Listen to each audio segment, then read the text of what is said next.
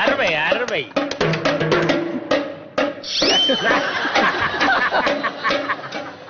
Sathyaraj sir, பாத்தீங்களா மியூசிஷியன்ஸோட நிலைமை? Yes sir. ரொம்ப கஷ்டமான நிலைமை. Yes. இறங்கி வந்து வாசிக்கணுங்கிறாங்க. இதுக்கும் மேல இறங்கி வரணும்னா கிணத்துக்குள்ளதான் இறங்கி வந்து வாசிக்கணும். முத்தண்ணன் பாத்தீங்களா லாக்டவுன் டைம்ல என்ன தொழில இருந்தாருன்றது நமக்கு தெரிஞ்சு போச்சு. ஆனா ஆடியன்ஸ் எப்படி இன்வால்வ் பண்றது பாருங்க.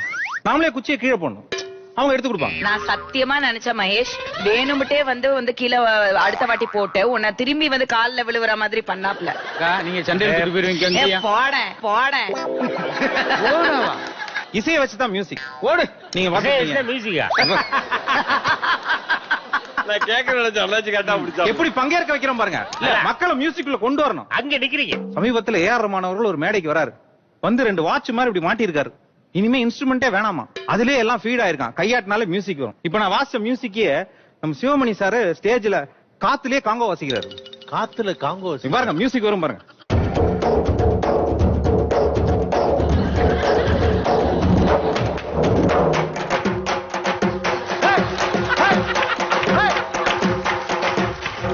வாய பாத்தியா?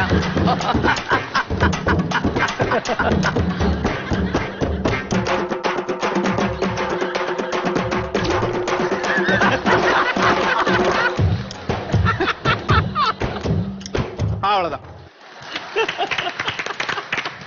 இனி யாரும் மியூசிக் கிளாஸ்க்கே போவானாங்க, வாட்ச் வாங்கி கொடுத்தா போதும். என்ன பாத்தீங்கன்னா, ஒரு ஊர்ல ட்ரம்ஸ் வாசிக்கிறதுக்கு நிகழ்ச்சி கூப்பிட்டாங்க. அண்ணன் சிவமணி அவர்களோட டேட் கிடைக்குமானா ஒரு வெளிநாட்டுல இருந்தாரு, கிடைக்கல. டக்குன்னு சர்ச் பண்ணி நெட்ல யாருன்னு பார்த்தா சிலமணின்னு ஒரு ட்ரம்மர். சிலமணி அவ்வளவு கொஞ்ச நேரம் பாடுவாரு. சிலமணி. ஆமா, ஊருக்கு வரீங்களாண்ணா? நான் ட்ரம் செட் எல்லாம் எடுத்துட்டு வரணும்னா ரொம்ப காசு ஆகுங்க, ஒரு 30,000 40,000. ட்ரம்ஸ் எல்லாம் லோக்கல் கச்சேரியில இருந்து ஏற்பாடு பண்ணிடுறோம், நீங்க நேரா வந்துருங்க, இங்கே வாசிடலாம். ட்ரம்ஸ் எல்லாம் ஏற்பாடு பண்ணிட்டோம். அதுக்கு ஒரு 3000 ரூபாய் ஆச்சு. அண்ணா வந்தாரு, எடுத்திருக்காரு போல இருக்கு அப்படின்னு. அதுல விவசாயம் பண்ணுவாப்ல, விதை தூவி. இதுல பாருங்க, உழுவாரு நிலத்துல. இதெல்லாம் வாசிட்டு அடுத்தது வாசிப்பாருன்னு பார்த்தா இதை எடுத்துவாரு. ஏய், இதெல்லாம் இருக்குது, இது என்ன? ஃபர்ஸ்ட் நினைப்பாங்க ஊர்ல குழந்தைங்க எல்லாம் விளையாட்டு காட்டுறதுக்குன்னு. ஆனா இதுலயே ஆரம்பிச்சாரு.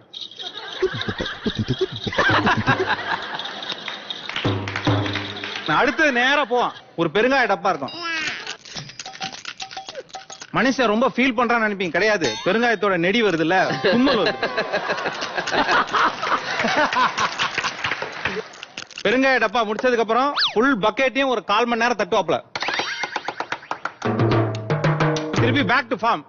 இங்க வந்து ஆரம்பிச்சுறாரா அப்படின்னு நீங்க நினைக்கலாம். கோலாட்டம், இது கோலாட்டம். குச்சியிலே வந்துட்டு இங்க வந்துட்டு மைக் கிட்ட வந்து This is the music of the drums and அப்படி உடனே ஆரம்பிச்சிடும். இப்போ மன்னிப்பு கேட்பாரு, இவ்வளவு நேரம் ட்ரம்ஸ் வாசிக்கல, இனிமே நான் ஆரம்பிச்சிருவேன். வாயில 1/4 மணி நேரம்.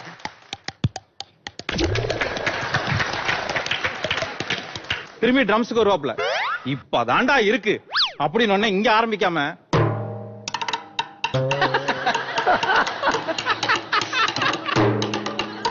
Organiser tension. ஆடியன்ஸ் கை தட்டாம போயிட்டாங்கன்னா கொடுத்த காசுக்கெல்லாம் கேள்வி கேட்பாங்க. அப்பதான் ட்ரம்மர் ஒரு டெக்னிக் வச்சிருப்பாரு.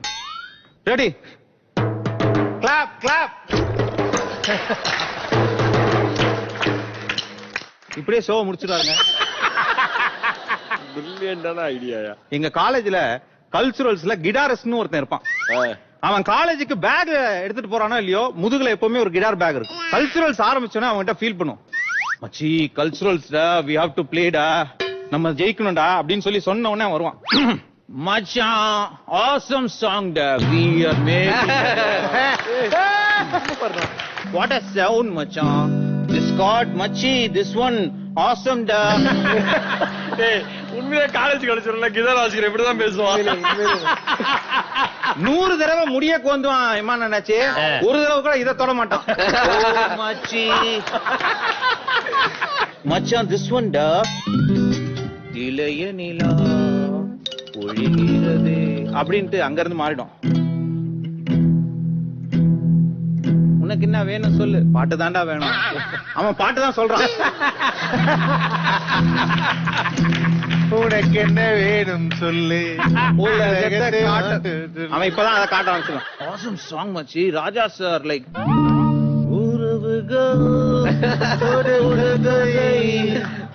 இனி எல்லாம் மச்சி. This song awesome guitar song டா.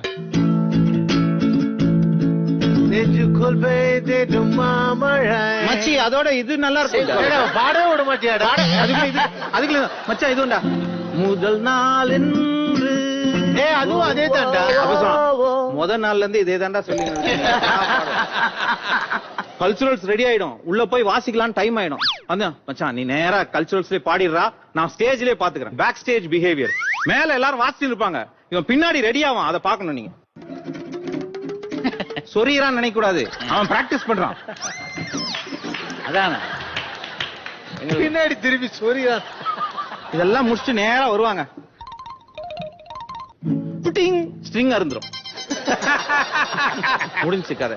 கிடாரிஸ்ட் கொடுமை எதுனா, நம்ம இன்ஸ்ட்ருமெண்ட்ஸ் அந்த காலத்துல சிவமணி மாதிரி வந்து கடைசியில துபாய் மணி மாதிரி இசை கருவிகளை ஒவ்வொருத்தர் ஹேண்டில் பண்ணதுல சிவாஜி சார் ரொம்ப ரொம்ப ஸ்பெஷல். அதாவது நாதஸ்வரம் வாசிச்சா வாய் ஊதும், விரல் தான் வாசிக்கும். ஆனா சிவாஜி சார் வாசிக்கும் போது விரல் ஊதும், வாய் வாசிக்கும். எப்படி எப்படி கை எப்படி ஊதும் நான் சொல்றேன் பாருங்க. சூடான அப்படியே தண்ணி வந்து ஒரு கிளாஸ்ல கொடுத்தாங்கன்னா விரல் என்ன ஆகும்? அதான் ஆடியன்ஸ் கையா பாக்குறாங்க, சிவாஜி சார் ஃபேஸ் தானே பாக்குறாங்க. இப்ப ஃபேஸ பாக்குறதுனால என்ன ஆகுதுன்னா, வாயில பாட்டே லிட்டரலா பாடுவாரு. நீங்க பாடிட்டே இருப்பாரு, நலந்தானா உடலும் உள்ளம், அதுல பாத்தீங்கன்னா பாடிட்டே இருப்பாரு. நீங்க வாசிட்டே இருக்கும்போது டேக்ல திடீர்னு எடுத்துட்டீங்கன்னு வச்சுக்கோங்க, உடலும் உள்ளமும் பாட்டே வந்து அந்த ரியாக்ஷன். மக்கள் திலகம் எம்ஜிஆர், மக்கள் திலகம் எவ்வளவு டேலண்டட்னா, ரசிகர்கள்கிட்ட நமக்கு ஒரு இன்ஸ்ட்ருமெண்ட் வாசிக்கலங்கிறத நம்ம வந்து தப்பா வாசி காட்டக்கூடாதுன்ற ரொம்ப தெளிவா இருக்காரு. அப்ப என்ன பண்ணுவாரு, லிரிக்ஸ் வரும்போதெல்லாம் க்ளோஸ்ல வந்துவார். கண்ணை நம்பாதே உன்னை ஏமாற்றும் நீ காணும் தோற்றம், இதெல்லாம் பண்ணுவாரு. அது முடிஞ்ச உடனே பாம் பாம் பாம் பாம் பாம் வரும் இல்லையா, நீ காணும் தோற்றம் அறிவை நீ. நீங்க சிவாஜி கணேசன் அவர்கள் வந்து நாதஸ்வரம் வாசிச்சார் வச்சீங்க, வாரா மிருதங்க சக்கரவர்த்தி. அடே எங்க அப்பா பின்னி எடுப்பாருங்க. நீங்க நாயனம் வாசிக்கும் போது நாயனம் ஃபேஸ் கிட்ட இருக்கும், ஆனா மிருதங்கம் வாசிக்கும் போது மிருதங்கம் ஃபேஸ் கிட்ட இருக்காதுங்கிறது ஒரு பெரிய பிரச்சனை. அதனால என்னாச்சு, எல்லா சொல்லும் ஃபேஸ்ல வந்துருச்சு. அடிச்சாரு பாருங்க,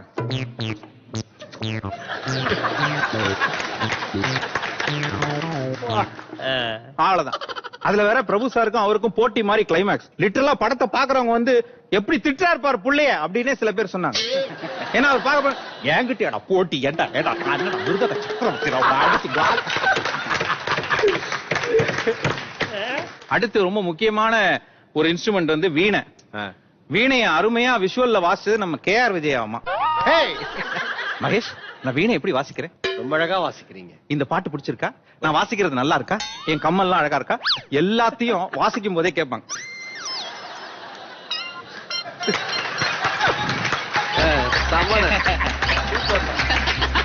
அதை விட முக்கியமா இந்த கையெல்லாம் எங்க போதோ அங்கெல்லாம் ஃபேஸும் சில இடத்துல போகும். கடைசியா இன்னைக்கு இருக்கக்கூடிய விஷயங்கள் பாத்தீங்கன்னா ஃபுல்லா ராப் சிங்கர்ஸ். ராப்னா மகேஷ்னா வேற ஒண்ணுமே இல்ல, நம்ம தமிழ் செயல் பகுதி இருக்கு இல்லையா, அதுல மனப்பாட பகுதின்னு ஒண்ணு இருக்கு. ஆமா. அதை எப்படி ஒப்பிக்கிறோமோ அதான் ராப். எப்படி சில் என்று பூத்த பாட்டு கேட்டிருக்கீங்களா? செந்தமிழ் தென்மொழியால். இதெல்லாம் இன்னைக்கு ராப் ஆகுதுன்னா எப்படி இருக்கும்னு நீங்க யோசிச்சு பாருங்க. இந்த பாட்டா? ஆமாங்க. செந்தமிழ் தென்மொழியால் நிலாவென சிரிக்கும் மலர்கொடியால், நிலாவென சிரிக்கும் மலர்கொடியால், பயங்கான இதழில் பலரசம் தருவாள், பருகிட தலை கோணிவாள். பயங்கான இதழில் பலரசம் பலரசத்தை வேகமா குடிப்பாள்.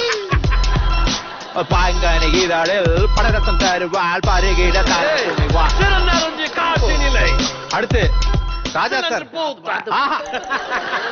எப்படி இன்வால்வ் பாருங்க. ராஜா சார் எவ்வளவு அழகான ஒரு பாட்டு. ராசாத்தி ஒண்ண காணா, இன்னைக்கு கேட்டாலும் நம்ம மைண்ட் வந்து அப்படியே. இதெல்லாம் ராப் பண்ணா என்ன ஆகும் யோசிச்சு பாருங்க. ஒண்ணு காணாத நெஞ்சு காத்தாடி போலாடுது ஆடுது பொருளாக்கி போச்சு விளக்கத்தியாச்சு பொன்மனை ஒண்ண தேடுது காரணம் கேளுங்க கண்ணுக்கு ஒரு வண்ண கிளி காதுக்கு ஒரு கான கோயில் நெஞ்சுக்கு ஒரு வஞ்சி கோட்டை நீதானமா காத்தி தவழும் தங்க திமிழே கொஞ்சு திரியும் வண்ண தமிழே முத்தந்தார நித்தந்தார நித்தந்தார முத்தந்தார நித்தந்தார முத்தந்தார யாரோட இங்க உனக்கு என்ன பேச்சு நீதானே கண்ணை நான் வாங்க மூச்சுறா மகாகவி பாரதி ஓடி விளையாடு பாப்பா குழந்தை வையாதே பாப்பா ஒரு லைனுக்கு ஏன் பாப்பா சொல்றாருன்னா அந்த குழந்தை கேட்கணும் பாப்பா பாப்பா அதெல்லாம் ராப் பண்றாங்க என்ன பண்றாங்கன்னா அவங்க யோசிக்கிறாங்க ஈஸியா எல்லாத்துலயும் பாப்பா வருதா அதெல்லாம் தூக்கி தனியா வச்சுக்கலாங்களா மிச்ச லைன் எல்லாம் பாடுறாங்க ராப்ல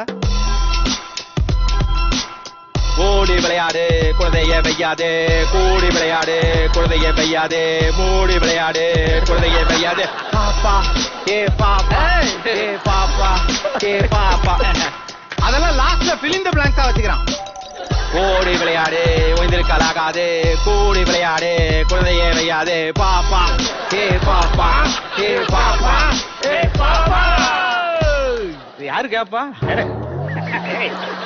ஆனா நீங்க அப்படி நினைக்கிறீங்க இப்பவே நான் சொல்லிடுறேன் இது என்னுடைய காப்பிரைட் சாங்ஸ்ங்க யாராவது எடுத்து யூடியூப்ல போட்டுருவாங்க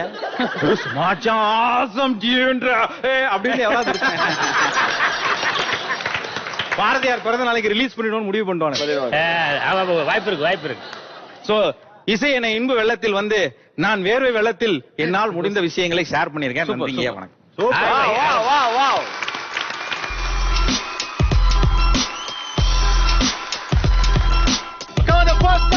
புது புது விஷயங்களை எப்பவும் பண்ணுவாரு அதுல காமெடி கலந்து பின்னுவாரு ஜாய் சாந்திரா இது கேபியோய் சீசன் 9 இவரோட ஆக்ட் எல்லாமே ஃபைன் ஜாய் சாந்திரா அம்மா உனக்கு இந்த காலேஜ் டேஸ் அப்படின்னா